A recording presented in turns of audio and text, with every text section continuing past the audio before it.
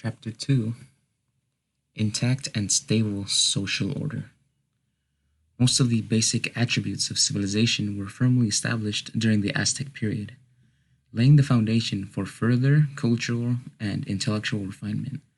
Thousands of years of ancient developments preceded the Aztecs, who both benefited from the past and built for the future. As indigenous inhabitants, inheritors of a separate and independent evolution, they followed a communal and agricultural tradition. It is clear that the Aztec society facilitated and the satisfaction of human drives such as hunger and thirst, cemented the willpower to satisfy needs, and steered the populace in the preservation of time-honored customs and habits. Further innovation and Further innovation and growth were made possible by the solid grounding of Aztec social and cultural institutions. This period reflects the indigenous stage of social and cultural evolution and underscores these factors. Biological drives were better met, learning through trial and error, and emulation of others was becoming increasingly important to societal maintenance. As more and more energy was captured with the aid of larger numbers of humans over wider expansion of territory, about 25 million in Mesoamerica itself and over 110 million in the New World. Other difficulties and strains emerged, and in spite of the Aztecs' many accomplishments, a sense of uncertainty still pervaded the scene, as impending flux and ferment filled the air. The comparison of Aztec cultural attachment with this stage of cultural evolution is generally valid for pre-Columbian life. Aztecs organized a social stratification system that was a bundle of contradictions. One interpretation is that was a non-egalitarian aristocracy, while another rendition seems to support a basically democratic situation. Because the social system was based on past communal traditions that were breaking down under the weight of complex changes, it appears that both views are correct for different times. One group in particular, the Pipilitin, was found by the gods and trained to rule the rest of society. Another group, the Masehuatin majority, was made to work for the benefit of society under the control of the Pipilitin. The system was initially egalitarian and over a century gradually became less so. Yet there were moments when older practices prevailed in the midst of the new ones. While this was not exactly democratic in the purest sense, it did seem to incorporate elements of equality. Recognizing that role class assignments was necessary, the Aztecs sought to prevent social conflict and disintegration with a community-oriented ideological framework.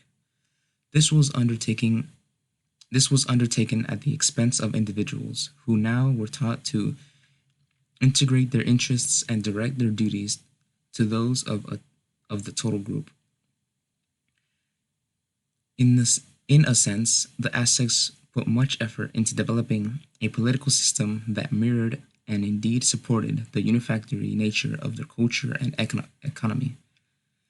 Thus, as a state-level society, they took on the responsibility of developing a collective ideology and destiny. Land system. The basis of Aztec society was a land and agrarian community that evolved around the most important natural resource, the people. In general, land belonged to the people in common. Their labor built at sophisticated chinapas, irrigation, agriculture, or floating gardens system, and produced basic necessities. Consequently, a large share of the wealth was returned to them.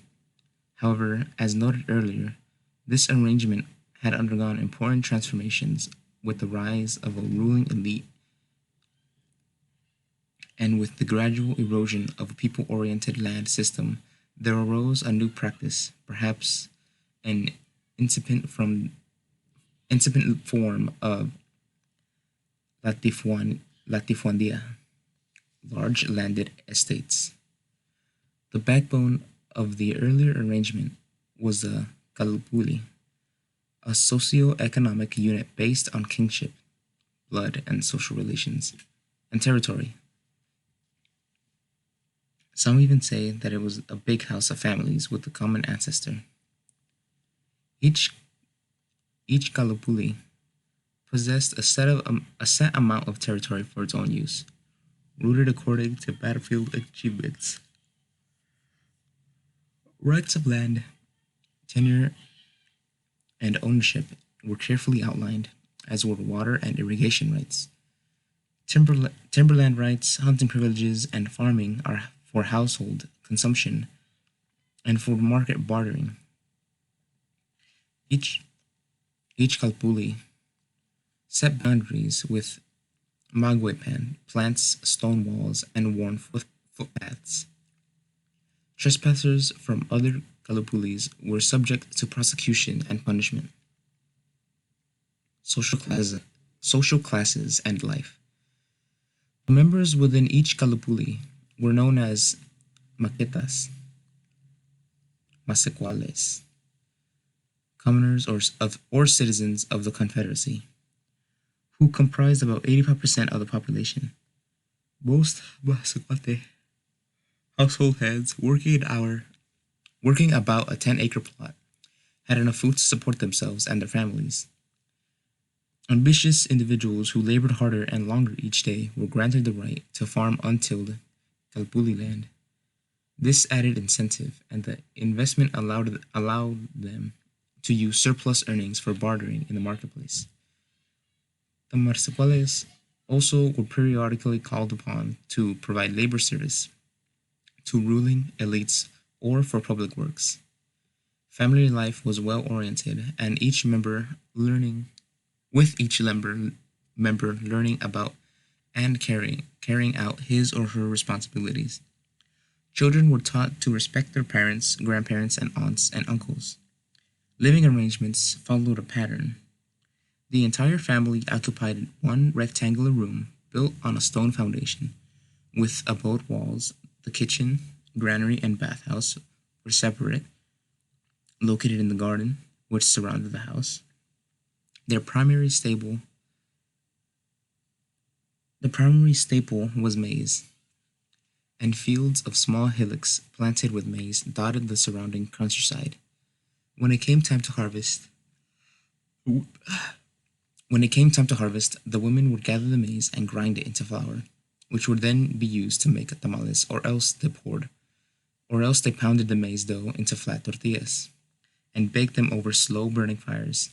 Beans, fruits, and vegetables were also grown in abundance, as well as various types of tasty chiles. The Aztec diet was basically vegetarian, supplemented by fish, wild fowl, and game. They raised no domesticated animals as significant food resources. Most of the food and cooking techniques were native creations and were named with Nahuatl words. Metate is a grinding stone, mano is a stone hand grinder, and so on. The traveler the traveler to the city would pass through the chinampas, visit the great marketplace, and get a protected glimpse of the nobles' homes and the palaces of the rulers. In a real sense, all roads led into the city of Tenochtitlan. Remembering that the Aztecs constructed an urban society, it is important to give attention to many ranks, diverse classes of people, numerous social slots, jobs, laborers who held up the social pyramid on their hands, backs, skills, and abilities. In addition to the Masequales, in social class status, there were two other groups, the Mayekes and the Tlacotin. Mayekes, n- never more than 2 or 3% of the population, were like marginal persons, that is, without certain rights held by the Masequales.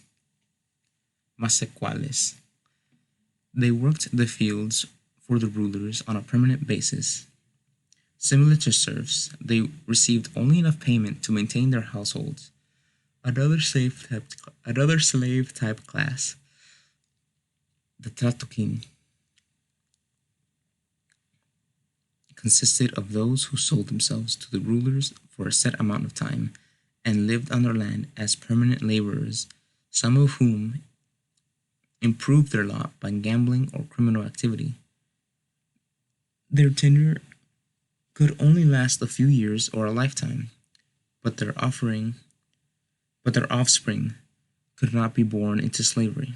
They comprised 3 or 4% of the people and were coupled with the Mayekes, and when coupled with the Mayekes, never rose above 10% of the total population. It is important to note that the growth in numbers of these two groups increased in direct proportion to a steady expansion of the ruling elite, the latter being former Kalpuli members who had left agricultural work for positions of political and cultural leadership. Thus, it was a status system based on both. Thus, it was a status system based on both ascription and achievement, combining caste or birthright and class elements. Each Kalpuli was composed of a group of families related by kin and residing together. Some observers question the importance of blood in the kinship network. In other words, kin ties may have been fictive, but it is nevertheless clear that the emphasis on social kin relations functioned to make the Kalpuli a cohesive unit. Often the members of a single Kalpuli would number into the thousands.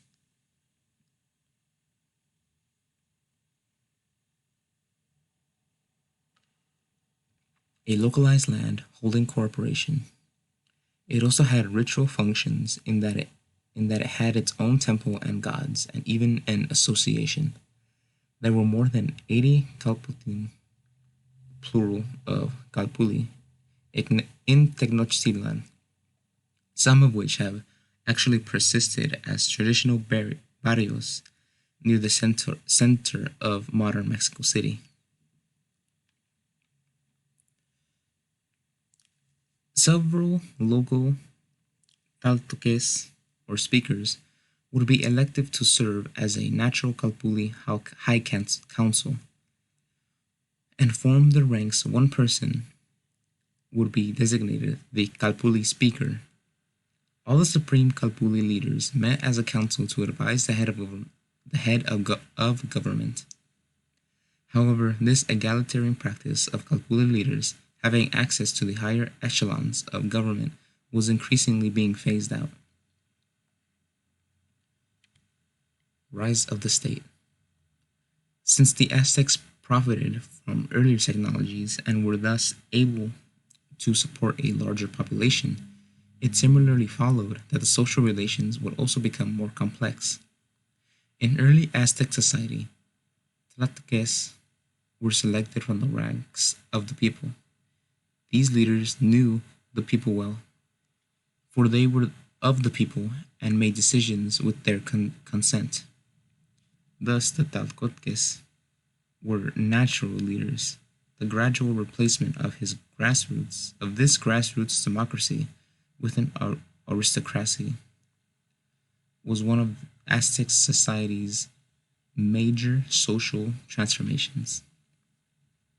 This did not mean, however, that the achievements of individuals from the lower classes were no longer recognized and duly rewarded. Although the aristocracy was protective of its exalted position in society, class boundaries were permeable enough to allow worthy lower born men to ascend into and invigorate the elite. It can be postulated that a particular Kalpuli eventually became entrenched as the leading group. Perhaps it became all powerful because of its military prowess. At first, at first, its actions benefited the total community, but before long, it had become a hereditary ruling body and no longer took the interests of the community at heart. Michael Coe, Michael Coe states that a society evolved from a primitive organization in which all lands were originally held by the clans, and there were no longer there were no higher authority than clan chiefs into a fully fledged state with the appearance of a privileged class. Given time, the clans would have certainly declined to total insignificance. Hence, having initially been sent as merely the extension of the tribe, the city state had become a force for the acquisition of neighboring territories and resources. The consequences of this development were unfortunate, as class differences grew more pronounced and animus, animus, animus, and animosities between the aristocracy and the lower classes began to surface.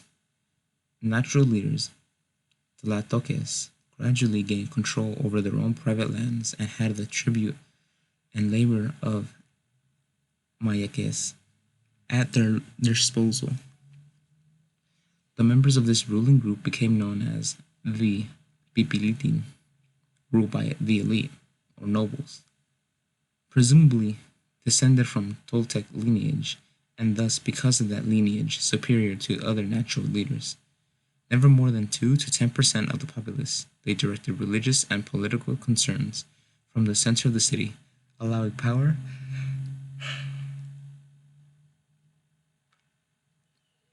Although power was concentrated in their hands, they still were charged with the duties of administration, government, and religion. Because these responsibilities were typically handled fairly and efficiently, the people generally supported the rule. As a matter of fact, the rule of Texcoco, one of the neighboring city allies, was very democratic. Here, the bureaucracy consisted of a number of neatly organized tribunals of varying degrees of influence. The most significant government event occurred in the capital, where a general meeting or convention was held over every 80 days. The primary support for the Pipilitin came from the tribute of the Masequales. Masequales. This was provided in two ways. One, the contribution of a set amount of produce, and two, labor service for a certain number of days on Pipilitin land. Thus, it would have behooved the Pipilitin to keep an open ear to Masequale demands so long as the latter remained dutiful and productive. After all, it was the Masequales' extra efforts that released the Pipilitin from working the land, allowing them to devote their energy to civic and religious chores. Priestly duties were closely linked to the Pipilitin rule. For example, the Emperor Montezuma ruled over a very complex and multifaceted society. His powers were immense and absolute, and his word was law. Since he also was technically the high priest of the state religion, his person was seen as being divinely derived and not of this earth. The early the early chronicler Fray Bernardino de Sahagún describes the great array of deities and priests who served them. But especially noteworthy in his account was how priests were selected. These two pontiffs were equal in standing and honor, even if they should be of very low birth and of very lowly and poor parents. The only reason why they were elected to be the high pontiffs was their having faithfully complied with and followed all of the customs, rules, exercises, and teachings. Occupations other than those based in agrarian, agri- agrarian life also were held by the Masequales. Their organization of society was based on social status, and depending on a person's occupation, they lived either in the town or in the adjoining settlements. Those who dwelt in the city were warriors who made up the standing army. Those who sold and traded goods, and skilled artisans such as goldsmiths and feather workers. The merchants and artisans were organized into hereditary guilds located in the residential sections of the town. In short, the Pipilitin held the leadership positions in the city, and the Masequales filled the agrarian roles in the country and skilled occupations in the city. The class of merchants known as Pochteta came into being as trade with other Indian groups throughout Mesoamerica developed. They provided a dual service when away on trading expeditions. They gathered foreign information as spies as they represented Aztec commercial interests. However, because Aztec leaders feared the potential power of the Pochtecas, they were watched very closely. Some Pochtecas harbored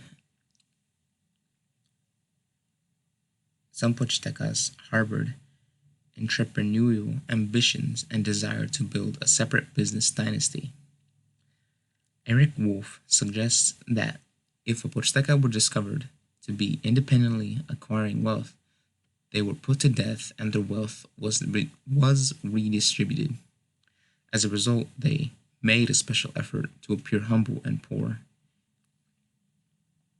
In contrast, recent interpretations appear to show that the Pochteca also participated in Pochlak feasts as a way to redistribute resources and wealth. Nevertheless, their labors were heroic, and when successful, they brought riches and honor to the ruler, the city, and themselves. Caution should be taken here to avoid perceiving the Pochteca and Pipilitin as bourgeois and aristocratic classes comparable to those of Europe. Although there are some similarities between the two, the feudal system of Europe had its own characteristics that simply did not exist here. William Prescott chided Spanish historians for being too fond of tracing analogies to European models and argued that the Aztecs should be evaluated on their own terms. Still, one cannot resist the temptation to compare the macrohistorical, macrohistorical and evolutionary paths characteristic of two continents. Every civilization that has grouped over 1/2 million citizens in one location, as the Aztecs did, has to has had to establish and maintain a system of law and order. The people of Tenochtitlan were guided by a code of laws ordering behavior, and if they deviated or were remiss, well-defined models of enforcement ensued. One supreme judge, chosen for life with veto powers over the king, interpreted the law and meted out decisions for all the people. Lesser judicial officers were appointed for each Kalpuli district and for the remaining outlying provinces of the Confederacy, or League of States. A network, a network of higher and lower courts guaranteed that all citizens, no matter where they resided in the central region, would receive a swift and fair legal decision when the law was broken.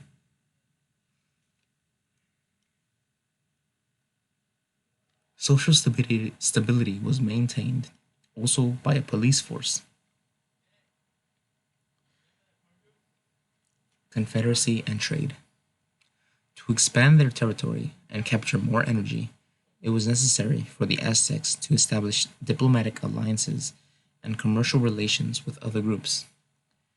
Interpretations of the Aztec means of doing this continue to generate controversy. In 1430, they created an alliance that was later to expand into a confederacy or empire, as some experts have suggested that the Aztecs were military imperialists. Two other Nahuatl-speaking cities, Texcoco and Tlacopan, joined the Aztecs to share obligations and increase their security. During the latter During the later expansionist wars, both cities aided in the Aztec military campaigns. Tlacopan provided supply carriers, and Texcoco sent warriors. This triple alliance was able to gain and maintain control over the whole central plateau of Mexico. In the process of expansion and conquering other tribes, the prevailing type of rule was not that of a single consolidated state, but the coexistence of many loosely knit state-like provinces, which retained a modicum of self-rule. Indeed, it was like an organization composed of many cultures and languages, with the Nahuatls speaking their own tongue along the Otomis, Mazahuas, Maya, and other more, and many more. The Triple Alliance did not, however, adopt an attitude of complete laissez-faire toward their subjects. Local rulers were expected to spend several months each year at the imperial capitals. This ruling system benefited the Aztecs, for they could not afford to station a permanent military force in the outlying provinces. Nevertheless, in comparison to most imperial systems, it was rather egalitarian, as in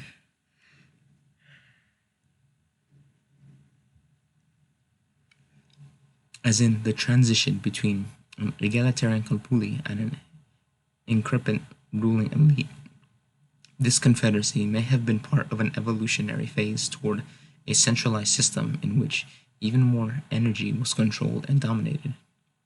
Nevertheless, one 16th century observer noted that the native rulers of conquered lands were left in place, as were local languages and cultural practices. Berdan maintains that after a conquest, Aztecs usually refrained from pillaging or destroying the city. The imperial Aztec goal was to add provinces to their empire, to provide them with continuous and assured supply of goods through tribute, not the spoils of a one-time sacking. On the whole, in spite of some rivalry among the main allies, the Confederacy was also able to function fairly smoothly. Under this political unit, far-reaching trade activities were undertaken with other regions north of the modern state of Durango, east and west to the Atlantic and Pacific Oceans, and as far as Nicaragua.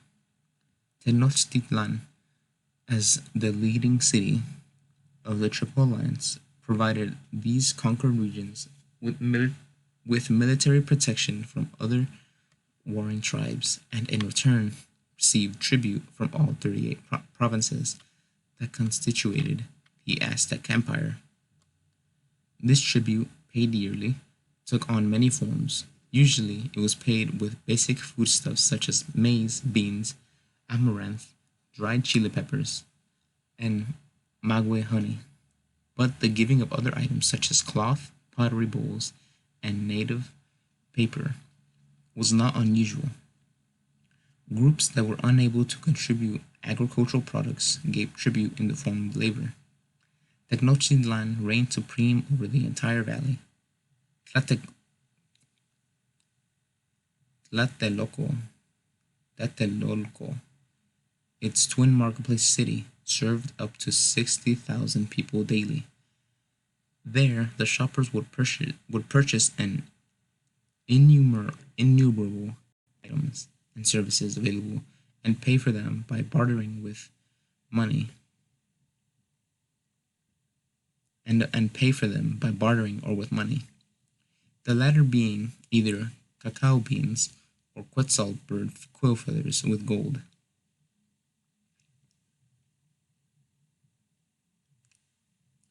Generally, then, the socio-economic and political practices of the Aztecs were shaped to benefit the total community. Interestingly, although the Pipilitin were the elite group, Masequales, whose shown talent and intelligence were given the opportunity to attend their schools. Thus, some egalitarianism yet remained.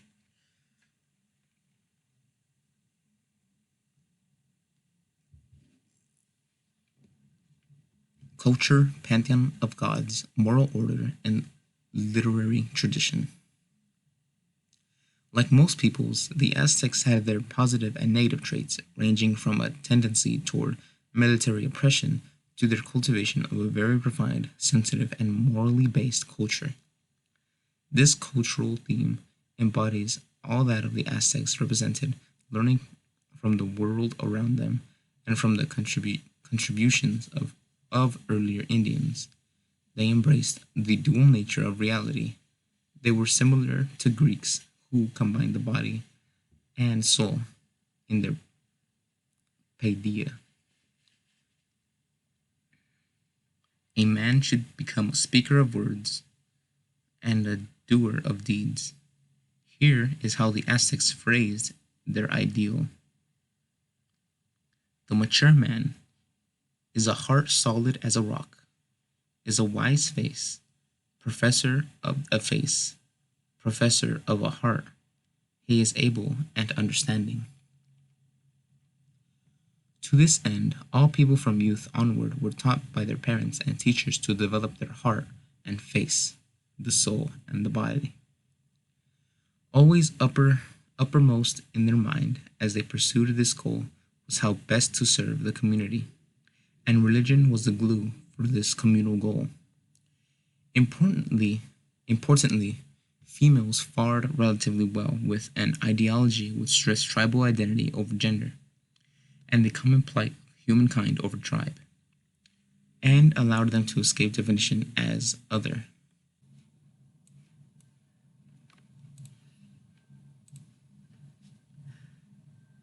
Miguel Leon Portilla depicts the austere ceremony in this way.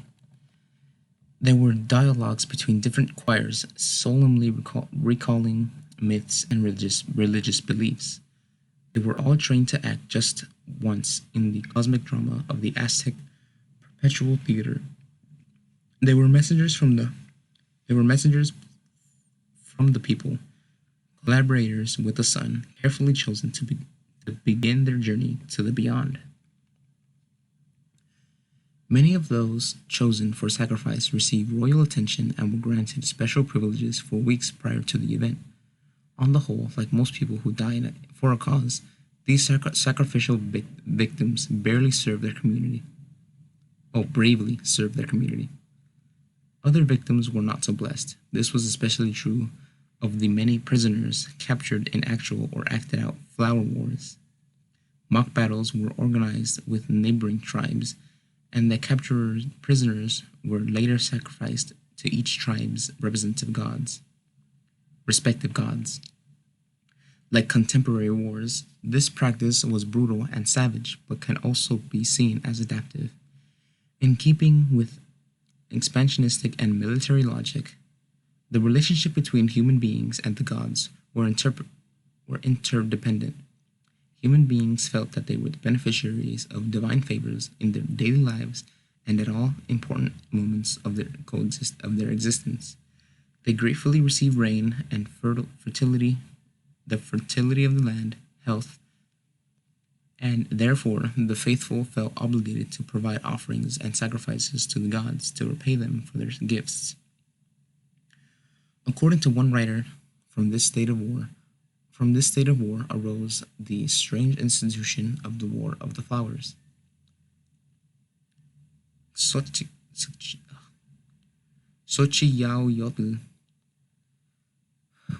which seems to have come into being after the terrible famine which ravaged central Mexico in 1450. This overview of cultural life highlights the most striking customs. Other activities worthy of mention are the arts and music, agriculture, and stone carving, and the many fine crafts such as sculpture and gold and silver jewelry making. One can observe that here were the recipients of the traditions of the ancient people. The human cultural repository of all that came before, barely beginning to indigenously form their own brand of civilization. According to the evidence, and despite certain paradoxes, Aztec life was both culturally sophisticated and generally contoured to the requirements of the total population. Among their most lasting accomplishments are their foods and cuisine, and folk medicines and remedies. Color, intergroup racism, or is it outer group? Yeah, intra.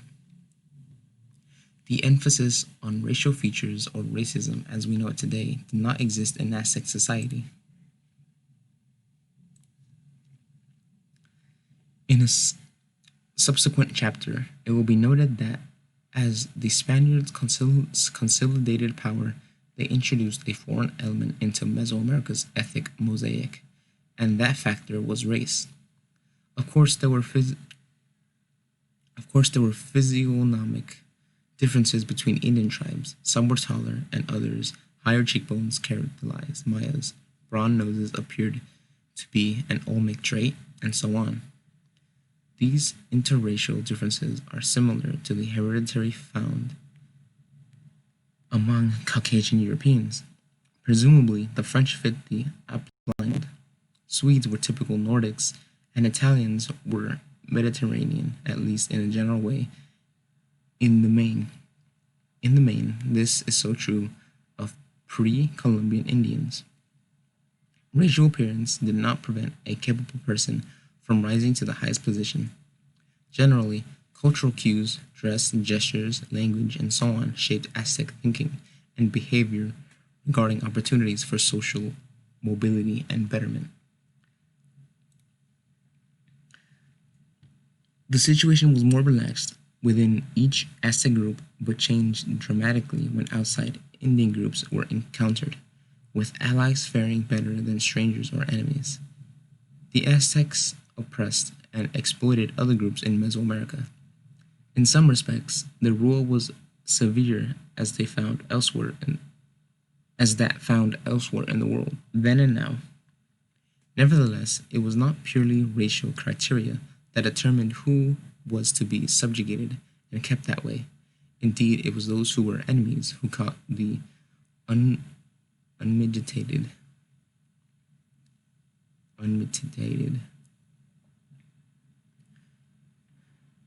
Indeed, it was those who were enemies who caught the unmitigated wrath of the Aztecs. So, in brief, the whole notion of racial superiority and inferiority and the attendant physiological ramifications were not present in the social system, at least not in the same way as we've come to know them today, and not on a large scale.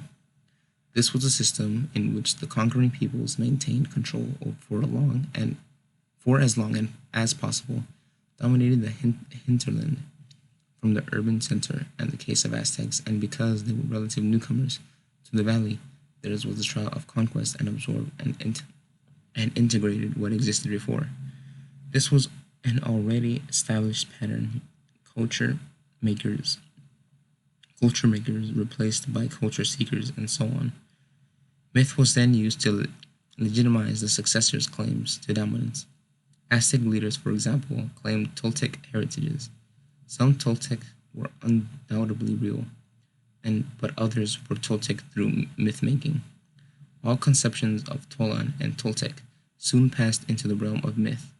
Those who came after, including the Aztecs, regarded these mythical original Toltec as the race of supermen, taller than ordinary men and able to run faster than a decent later breeds. They were the master